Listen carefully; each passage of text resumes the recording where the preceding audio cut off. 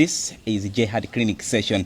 We look at different people. We are coming from different backgrounds, and there are a lot of things that we've passed through as you've been, as we were born, up to the person that we are today. So we look at these aspects, and especially to look at how can we become a better person despite whatever thing that we are going through. So today I'm joined by one of the true sons of Malawi, and he has a story also to share, just to have a picture of what kind of life that this particular person went through. So help me welcome 𝗁𝗃𝗲𝗿𝗰. Welcome to the program. Yeah, thank you very much. And preamble, anthu atafuna kuziwa ndifuna vese kuti tikamanena kuti 𝗁𝗃𝗲𝗿𝗰 ndi ndani?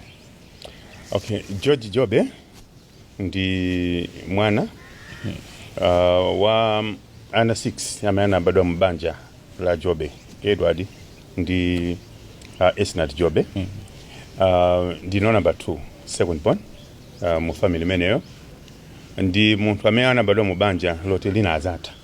Okay. Yeah, linata pamene ndimakalowa standard 2. Ndinakati standard 1 ndikalowa standard 2. So 𝗁𝗃𝗲𝗿𝗃 is someone who grew up as an with a single mother. Okay, so if you say that was you were standard 2, can you remember how old you were by then? Yes, I can. I was 10. That must have been very rough on you. Yeah, it was rough, especially that our father chose to ignore the children completely. We used to stay in Blantyre. My father used to work with the 𝗂𝗃𝗲𝗿𝗃. He was a builder. It was not a poor family, of course not a rich family. In the middle, more like middle. But after the divorce, our mother and all of us children, we went to the village. Okay, so your mom was not working by then? No, she was not working. And she's not working, she was just a housewife. Okay, so take us through the journey of your life. This divorce, how did it affect you? How did it impact you? We're talking of your goals and whatever that we aspired to be at that particular time. Okay, at first there was confusion because we didn't know what was happening. When we saw that our father had married another woman, we went to the village. It was like a dream, but later on it became a reality. That all the clothes that we had in town were worn off. Our blankets were worn off. We were like orphans, very poor. And our mother had to be creative to take sacks, these fertilizer sacks. Yeah, she could sew together 2 of them and give one child as a blanket. So I had my own sack myself, okay, that I was using. So you can understand the confusion that was there. You want to say kuti sagalo nalingati chofunda imene mafunda? Blanket limene ndimafunda saka. Ndiye mphasa saka nakwanitsa kugula. Mayi ndeti timagona amati dzipindi phasa imakhala yoboka peno magona pansi kutani timagona moyo ngati umenewo. Then kutawuni timadya chakudya bwinobwino. Tinapita kuti chakudya ngati chimanga chimatha mu August.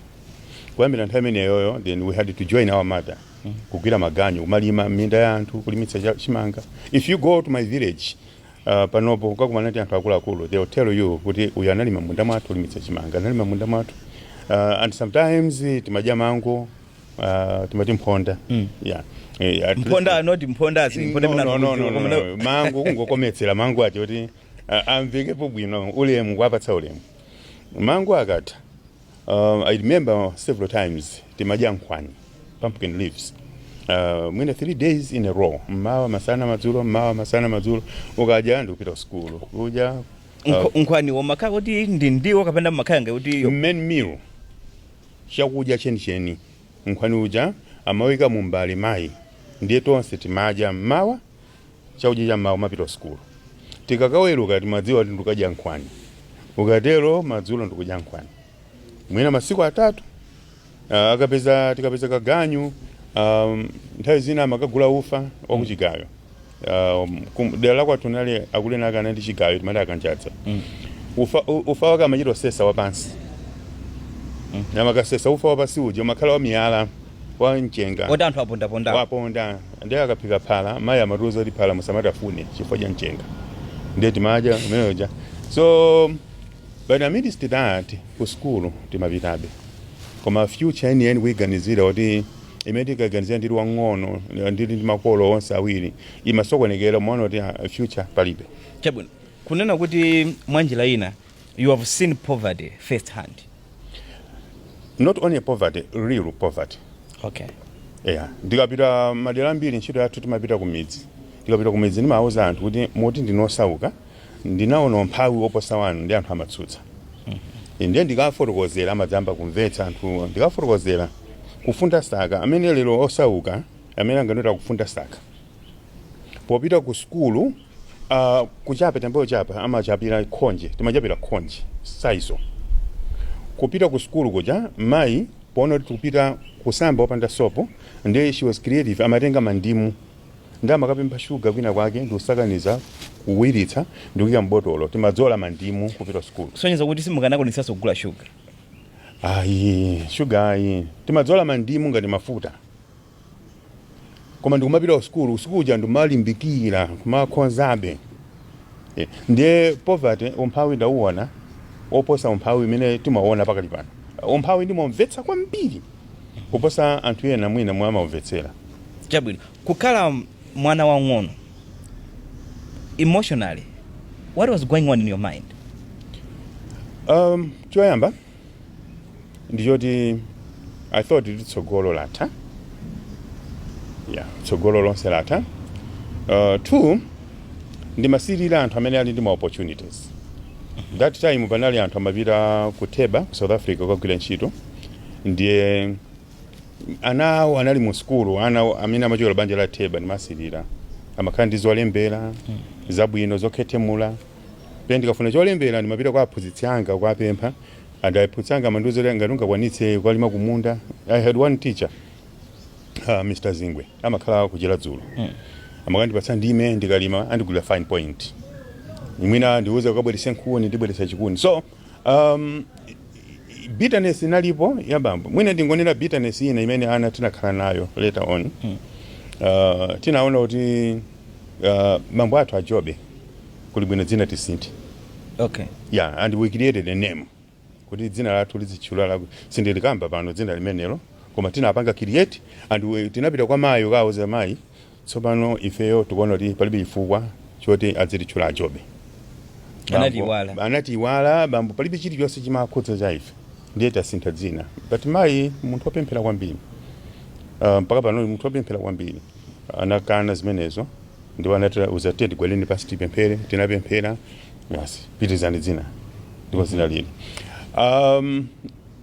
School fees yaine ya ku primary ndimamweta tsekera ndimamweta udzu ndomwe timagulitsa kagulitsa ndomaphunzira. Pa standard 4 zinavuta kwambiri chifukwa cha njala ndiwala kuti china zivuta so china ndi chani kuti ndipezeke kuti olodzuja sunathandize mwina kugula zovala zina uthandizira mayi. Standard 4 ndinasiya school ndakagwira ntchito kumunda wa foja ngati tenant ndinasiya school kwa chaka chathunthu kuti adzandilipira pomaliza. Ndoti that time maganizo kuti ndizabwerera ku school amakhalapo akadzandilipira ndizabwerera ku school chidwi ndimakhala nacho ndithu chifukwa tinakhala mu town timasirira anthu ena ake timadziwa kuti moyo umene ali chifukwa cha school.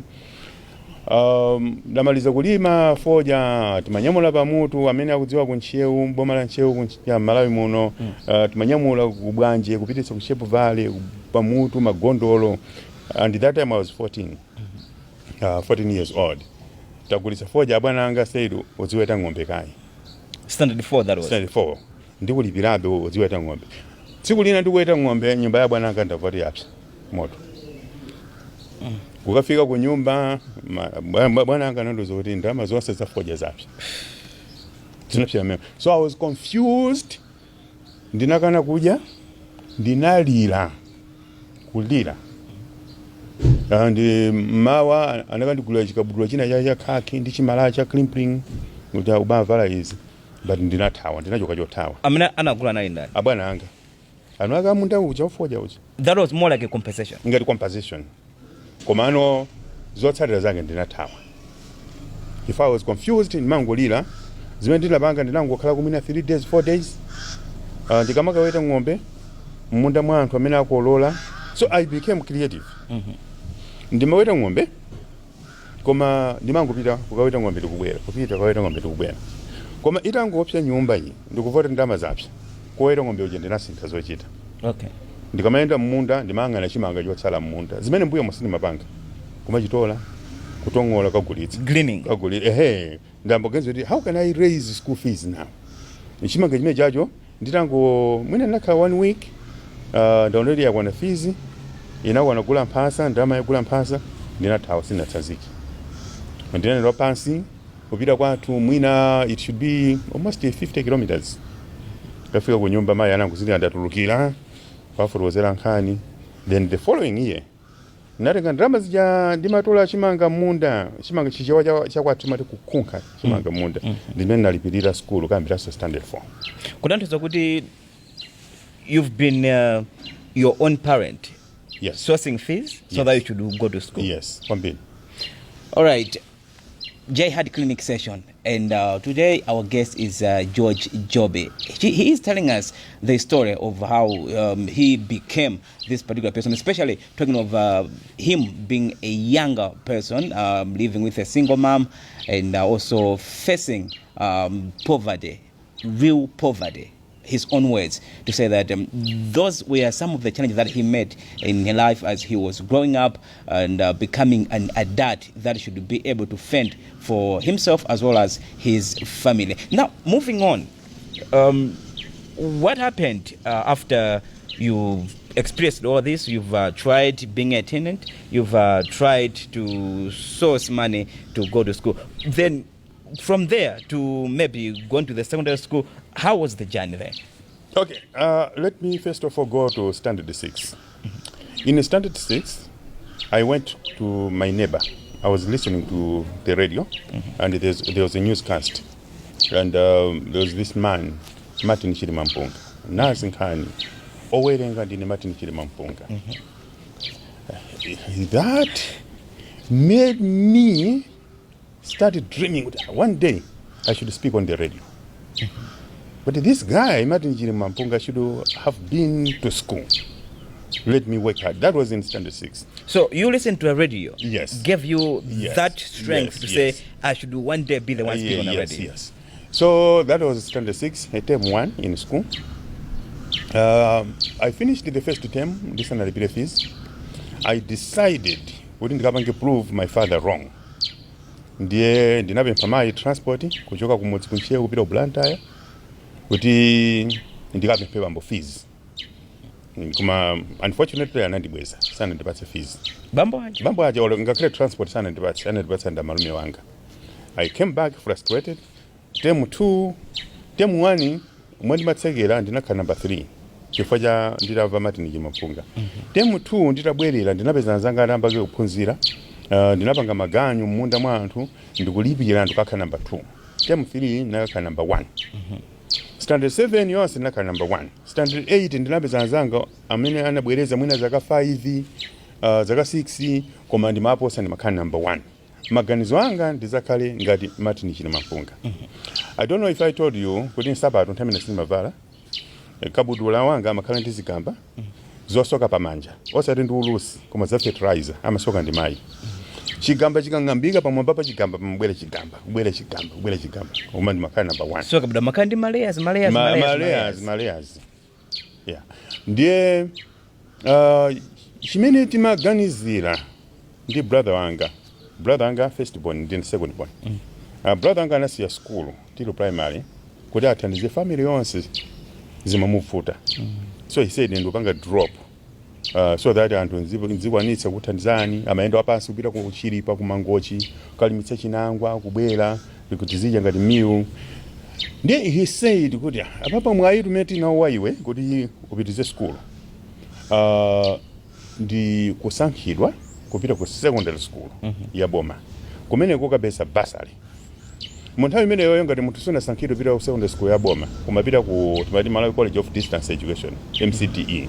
Anthu aku MCDE amakhanga ndi outcast, anthu oti alephera osachita bwino ndiye kumene sikumakhala basali ndiye kulimbikira kwina kumene mazalimbikira brother ngatanduze zimenezo tikapeze basali koma ndinalemba mayeso a 8 sinasankhidwe and that day ndinalira kwambiri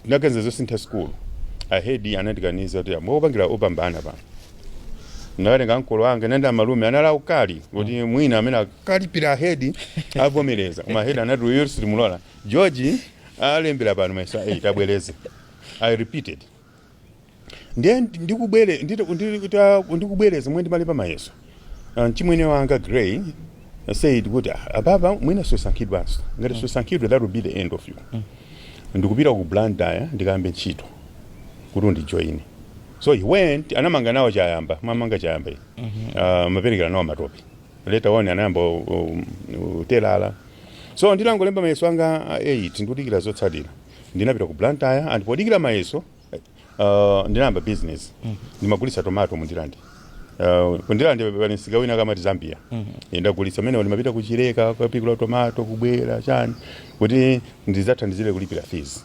At the back of your mind, I want to be like 𝗀𝗃𝗲 𝗄𝗏. Yes. And I want to speak on already. Yes. And lucky enough, ndili standard 6 ija Mr. Zingwe, my teacher, anayambisa drama group pa school yathu Bunyenga Primary School.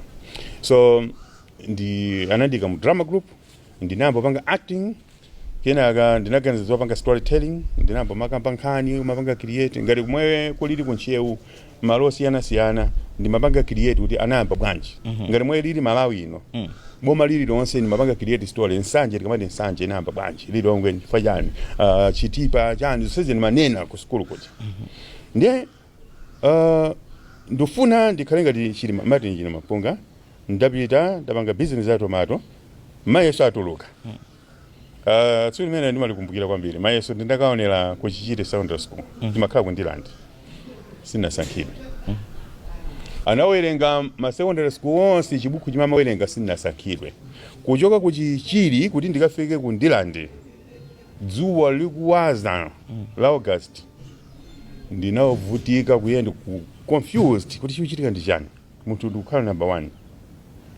zimene zinapangitsa kuti tsopano ndipite pa Nyambadu MCD Center ndikambe form 1 ndiye pene paja ndinapita kuyamba kuvala nsapato moyo wanga inali ya plastic imene brother wanga amavala ku ntchito so he had to give it to me iye amaenda beya kupita ku ntchito and unfortunately phazi langa ndilalikulu posa lake ndiye matina nimapweteka kwambiri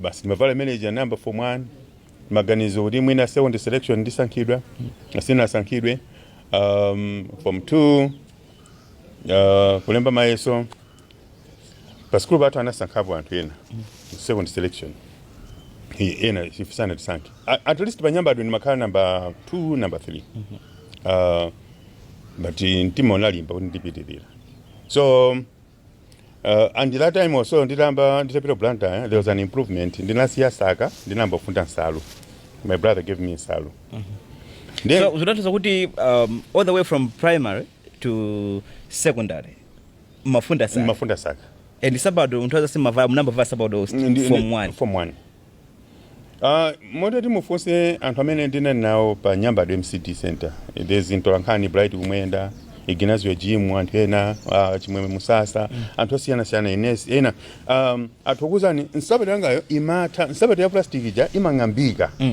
ndio mukatenga so plastic wina ndikumamata ndi mpeni yanga imamandi yetu mamata ena ndizigamba zomata being creative ndivalebe sabado ndiye pansi imadzatha kuta pasipo kamaendo mabaidwa ndi minga maponda miyala koma mumbaba at least people would be able to see kuti pali nsapato form 2 ndinapambana ku MCD Center sumalipira fees umakagula maseti maphunziro 7 amene natenga fees yake inali 45 kwacha brother anga anakwanitsa kulipira 15 kwacha maseti ena onse amene namalizira ndimakabwereka kwa anthu ena ndimangobwereka mangowerenga 30 kwacha mene zina zonsezo sanalipire mpaka ndinakhonza pali phunziro lina limene pa school bathu samaphunzitsa that time pa Nyambadu commercial sciences ndinalikhonza bwino longowerenga ndekha ndakonza kuyang'ana umphawi imeyolo ku nyumba. We had to agree, the brother wanga. With the brother, we are struggling. I can sympathize with you. Why shouldn't I start working? Ndigamba ntchito, school ndipitiliza. MCD center, you just buy my sets and ndiziwerenga pandeka. So my brother said, okay, that's fine. And that's good. Yeah, and then ndinamba yang'ana ntchito.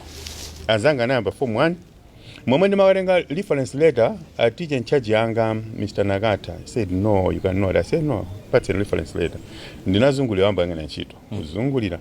Term 1 inata, ntchito sepesa. Ku school so sapita. Ku school sini mapita, azanga yamba form 3. Ndimangowerenga. Mangobereka maseti apo ndi apo. Term yachiwiri ndimene ndinaona kuti ntchito sindikulembedwa. Nauza brother kuti bwanji ndikangoyamba ku school. Mwamwayi pa nyambadwe timalowa 1 o'clock masana. Weruka 5 o'clock. So I said mawa ndizipita kangana ntchito. Madzulo ndizipita class. So my brother said okay. Analipira deposit pa nyambadwe ndinabwerera ndivomera. Ndikuyamba mphunzira. Then banja. Kwino mene ndinayendera kwambiri kunali ku stage coach ndimafuna conductor koma sizinateke. So form 3 jana naphunzira term 2, term 3. Term 4, form 4 term yoyamba. Ndipamene amadira ku stage coach. And there was a certain guy, Mr. Shawa, amene anauza chimene anga uja ntchito atatu mulemba abwere. At that time I said, brother, no, I shouldn't go. Panopo ndilikale form 4. Bwanji ningolemba form 4. Tumalizise basi. Ningomalizitsa panopo ndisakambe soma conductor. So brother said, okay, shabwi. Panango nenga 2 weeks, ndilakana ntchito, or 3 weeks. Brother umujotsa ntchito. Kunali michokocho temene, ana muchokocho. So we went through another tough time. Sama gwira ntchito. Kukacha mawa siti mazwere tija chani. Amanyamuka mapita. I have a good friend of mine, my brother Weston Gwiraza. He works ku Toyota Malawi. Panopo ngati driver. Tinali limodzi ku school koma mbanga ndi my business. He was behind me. I was in form 3, he was in form 1. We were very good friends. Chifaba nyambadwe ndinayambitsa drama group. Ndiye ndimapanga naye mu drama group. So business yake jamabwera tu andipatsa 2 kwacha. Akandipatsa 2 kwacha basi tipeza tigula ufa chani. Tuna andipatsa drama tigula chani. So him was used by God kwambiri kuti tizipeza tukuja. I think one thing I have not mentioned here is kuti nditamba panyambadwe pacha. Ndilangofika. You remember amama ndipanga inspire ndi Martin Chilamampunga. Ndilangofika ku Blantyre and amene makulisa tomato ejendesa namba kulisa tomato. The first thing was to go to embassy. I have to see Martin Chilamampunga. No, I must speak on the radio. Oh, okay. Yeah, so I went there. Now we're ndofuna akapale amene amakoza sewelo la zero nkupangwa. You see that? You hear what I'm saying? Yes. Akapale amama koza sewelo la zero nkupangwa. Ndofuna ndikumana nawo. So I was told yeah akapale nda sewelo lina. La akapale. Zero nkupangwa ndi ena. He said okay, ndofuna ndikumana nawo. Nakaita na Mr. Martin Matthias Manyeka. So he came, I told him, a young man. That time ndoti sabata ndilibe. Ndachokera kumudzi. I am telling him, Mr. Manyeka, ineyo ndimapanga drama nalikuwa kuti and he looked at me. So far as Gamba. That's Gamba. He looked at me and are you sure? I said yes. He said okay, let's go into the studios. Tinapita studio. Anatipatsa script. Upange actor ababange kuti wakuti. Nabange yeah, that's good. And you have a good voice, a deep voice. Basta kutenga ukhala paselo nkupangwa. Go back. Likabwera sewelo lina tikuitana kuti uzamange nawo. So I went back. Nditaona ndadikira for a month. I came back. Kwavoti Amanyeka ali holiday. Napeza David Kankwamba, Mr. Kankwamba. So Mr. Kankwamba said, let me test your voice auditions. And he was also satisfied. He said, okay. So play yoyamba kupanga paselo nkupangwa anatitana. Davis Kankwamba ngena Amanyeka atabwerera osaja amatitana. So family yi mose nali panyambadwe kuyamba form 1 ndinali ndili opanga masewero pazero nkupangwa pa MPC. That to say that hunger you had, you should be heard on radio. I was happy. I was happy. All right. Now from there to you have started what you wanted to do. You are able now to be listening yourself to on a radio. what happened after talking of Form 4 and coming to the position that you are now? The processes now. This yes, from 2 agent kuyangana ntchito kwina umene nakangana ntchito ndi NBC, and I met someone, I think he was the director of operations or programs, Mr. Beson Tembo. He looked at me and said, George, we can employ you. Como utakhala tu alimbaso Form 4 utakoza uzakhala ntchito yabwino. Ndiye Form 3 jandaphunzira, ndi Form 4 kunali my interview, amafuna ma sound technician. Mr. Benson Tembo called me. Sapereke kalata, napeka kalata, ananditana my interview. He said, okay, now we should wait for my swagwa Form 4. Akatuluka pamene popo ndeti mwina atukutenga ntchito kunoko. Ndinalemba mayeso. Mayeso Form 4 polemba ndi maganizira zoti ndikayambe ntchito ku NBC. Koje kuli Martin Chilimampunga. But you know what?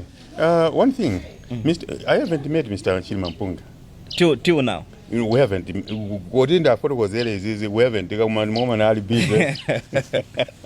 Yeah, I know he's in now retired. I know Bakumubao. Time na design ma when it's figure up. So, then by myself Form 4. Ndiwembegezela kuti ndugamba na chiro MPC. I kept working hard. Maka welenga Montreal and Forest. Nyamba DMCD center inalibe center olembera mayeso nakalembera soko chichiri pomoja nina kuonera mayeso ntaija.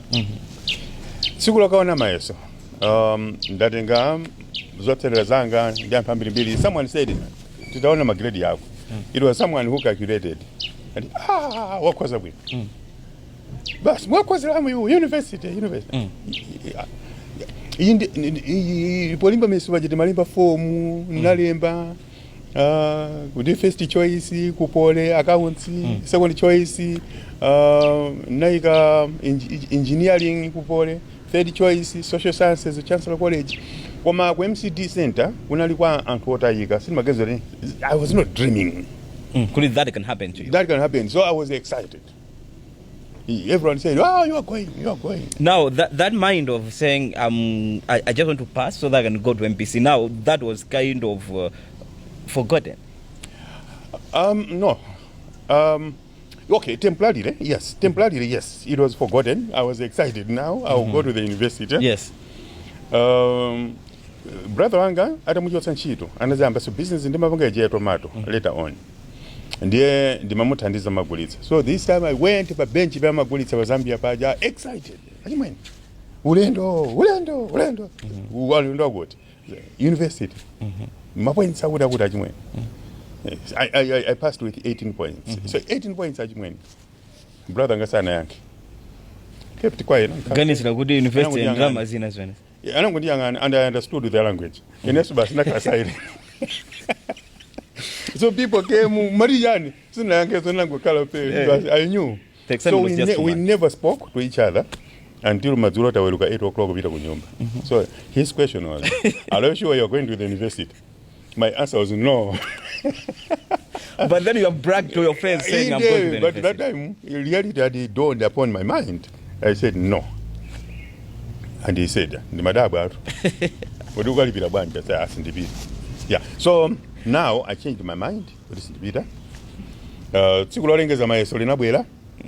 No, to my vera. West is still. Polytechnic. I wanted to be close to MPC. Because at least it's my 7 kwacha. So by Form 2, I started, or towards the end of Form 1, I started storytelling, morning basket, and did Zinalanga Magabili story in 𝗀𝗃𝗃𝗿𝗃.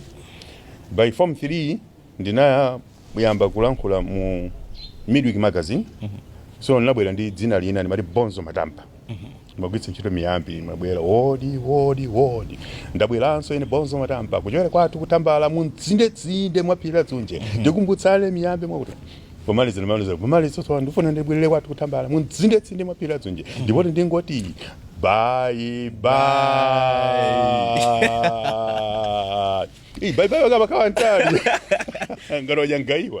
Yeah, so I wanted to be Kupoli.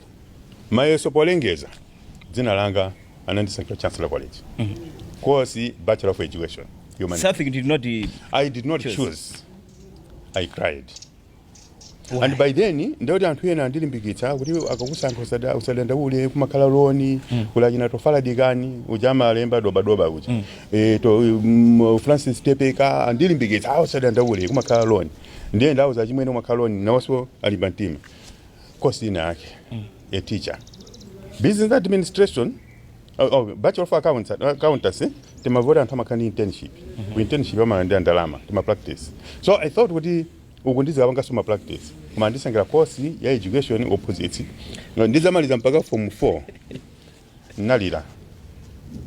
That was another low day. Nalira kulira. So it means that in your life you've passed through so far this is the third time you are talking that you cried. That was the first said when you were back there as a little child. At age, I cried several times. You cried, but the moment you mentioned, and now this time also, my wala so nyumba inapya. Cried. Nduli mafoja nyumba inapya. I cried. Selection, I cried. Yeah, at the moment, I mean, you face this kind of true emotions. Sure. So, 𝗳𝗃𝗲𝗿𝗵𝗴 is someone who has suffered rejection in his life. We're talking from that tender age after the divorce between his parents. The dad rejected that, I don't know you, I don't want to support you. Even as he was growing up, looking for jobs, but still he could not find something that could help him to really realize the dream that he had. But that did not thwart his plans of becoming somebody in life. Now, you've gone through all these rejections. You have cried so many times. Now you managed to make a name for yourself. Tell me, what exactly gave you this courage to say, no matter the challenges that I'm facing, but I have to be someone in life? I had a role model. I had Martin Chilimampunga in my mind. You remember? All through, I had Martin Chilimampunga in my mind. So I wouldn't want to miss that. I'm an eloquent reader. I didn't tell you that I'm a pastor. Okay. Yes, I'm Bishop 𝗀𝗃𝗲𝗿𝗶. But even when I'm reading a Bible, I'm a thread in the church. I read as I am talking. Chifandi chintu choti ndimachipanga wembere primary ndimatenga chintu chechichiwa china kumawerenga ngati Martin Chilimampunga. Napanga practice kwambiri ngati Martin Chilimampunga. So I had someone in mind to be. Then I had someone to sympathize with. Okay. My mother. After all that effort, I should come back and save her. That and is able. She should have a reason to smile. Yes. Yeah. So if you don't have a benchmark, china yako chipanga visualize in your life. That's why these days my MCD center amati community day center school. Kumudziwa watu amabwera anyamata atsikana fees yandisowa limafuna nditalipira. Yeah. Okay, fees ndama zingati 11,000 waje. 11,000 waje. You mean sukwaniswa pito school? Mazetie munda watu. Munda huu. Ataka kugira nchiro munda wa maka 15,000 kugira. Zimeni mabanga. And I've seen a number of young people doing that in pito school. Why don't you just fetch out the money and give it to them? No, my excuse yena amena makalabu zikaloti zafika poipa. Poipa tita titende anthu amene aphunzitsa school ambiri now. Poipa tita some offers yani alipo ena. Koma bali ena umakaloti ngati ntchito linayo umpatse ganyu agwire. And I tell them it's doable. Because I would be there, next time I may not be there. They should survive on their own. So in other words, you're also inculcating a spirit that should be of hardworking and also self-reliance. Yes. All right. Now, we know you as Executive Director for Malawi Health Equity Network, MEHIN. And for you to rise to this level, it hasn't been a journey that is full of roses. This wasn't handed to you on a silver platter. You had to sweat for it. But now we have a lot of people, young people also, who might be going through the very same challenges that you went through. Any word of advice or anything that you can offer to them, just to give them something that to hold on to, so that they should at least also one day stand at the position where you are today? Okay, as I said, one must have a vision. I went to Chancellor College with plastic shoes. My first shoes were from a book allowance. I went without bed sheets. I had a small blanket. This time my brother bought me a blanket. Then kunabwera ma project ena ndiye na mafuna ano banga ganyu ma internship UNICEF GIZ kena kunabwera gebo ndigalandira allowance. It improved my life. Namangira mayanga nyumba. Koma mwene mabiro Chancellor College, people said ndiwo mankula pawaile suja support za plastic zero pass. So you should be yourself. Don't emulate anybody. Kunoti uje na mavala motene. Ama jogera nyumba yako kuti be yourself. I remember panyamba MCD center opposite ngati sakubwera tikamawerenga. Sule nake amapanga mapokoso tsuna nayimirira ulakulako manje tiziwerenga. Chifukwa MCD center opposite amachulida instructor. Amabwera nthawi yo imanga fune kamene ukafusefuso. Someone stood up and said akula ngati muli poyena kunyumba kwanu kulibe magetsi. Musativuta. And that was the reality to me, because it didn't chinyali ndi brother wanga chinyali ya paraffin. But that reality did not affect me. So ukamafuna environment kama yangano dziyangana ma role model okaoka. Koma ena onse aswapange discourage ndio kale individual timafuna obanga. Ku Chancellor College ndinamaliza ndi strong credit. Kuposa amene anali kuma secondary school. And tikati strong ndio ndinaponya bang'ono ndikalowe mu distinction. Ndinamba ntchito ku gebo. Gebo later on anthu amene tinali mu gebo tinayambitsa bungwe timati 𝗀𝗃𝗲𝗄𝗃. Mu 𝗀𝗃𝗲𝗄𝗃 mutakhala project officer, program manager. Later on inali executive director wa 𝗀𝗃𝗲𝗄𝗃 for 6 years. Pano ndi Lumao Health Equity Network. But all that is because of the dream that was there. There's a dream. I have another degree, master's degree. Yodi ndi malipira ndeka. That time organization made my grandchildren could not pay for me, but I said let me work hard. I told my family, my mother, mpene mupanga safa pang'ono ndo panga school. So have a benchmark yomangana ndofuna ndikafike pakuti koma ndikafike pamenepo pali zambiri zimene zingopangitse kulira ena okupangitsa kulira ndamene wazungulira. Tikapita kwa Chinyamata, I was good at mathematics. Panyambadwe nimaphunzitsa anzanga kwambiri. So you'll find mwina some girls would say ndibwere kunyumba kwako dzandiphunzitsa. Pani kunyumba ndimakanda achimwene amapita kunchita. Those are the things you need to be careful with. You know, sometimes basa anthu akufuna atani yeah.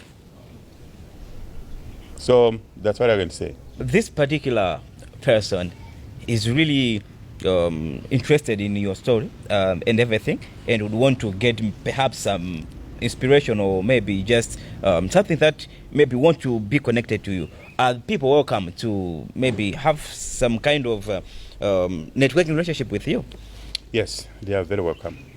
Very welcome, and I'm ready to share more because this is a program. I had to be mean with the details. Yes. Yes, I'm very ready to share any information that someone want. I have interacted with people. As I said, palieno ngao zili kugwira ntchito, palieno palibe vanga tekupanga. You have to come and help them, either through MAU or connecting them. Ndakumana ndi anthu ambirimbiri, but I have seen some of them also succeed in life. Yeah, so I am ready. All right. So let me also take this opportunity to thank you very much for availing yourself. I know you are a very busy man, and you have to go through different, portfolio to share. Also, maybe because you talk of issues as a stakeholder, government issues to do with health, you have to be there just for your voice to be heard. Because now you're a public figure, you've managed at least to do something, and that one dream of yours that you should be heard on radio. Now that one is solid because we can hear you every day on radio. So thank you very much, Mr. Jobe, for coming. No, to me, this is also a pleasure. I don't take this for granted. And I was encouraging someone who has been low, but someone who has also been uplifted by God. Yes. You must not forget your past. so that you are able to respect other people. Don't take it for granted that now I can speak with ministers, I can speak with principal secretaries. Yes, I am a pastor at 𝗀𝗃𝗲𝗿𝗰𝗴 Pentecostal Church. I am able to articulate issues because I also went to school. So this opportunity to come here and share my story, I don't take it for granted. I believe it is going to inspire many, and many who may be at low tone now, they think the world has come to an end, will go through. All right, thank you very much. And that is how we've come to the end of today's session, J Heart Clinic. And we had George Jobe, who has inspired us today, and he has challenged us to say that whatever challenge that we're facing in life, it doesn't mean that is the end of it all. The denial doesn't mean that you cannot do it. You can always do something to better your life, for he is a living example. Till next time, let me also take this opportunity to thank people who have helped to have this program. Talking of Zaluso Arts, Kara My Frame, and Motion Pictures. Thank you very much. So if you want to get in touch and talk to George, you can always drop your message on the same page, and we'll be able to link you with George, and if anything that you want to learn also from him. But otherwise, till next time, you deserve better.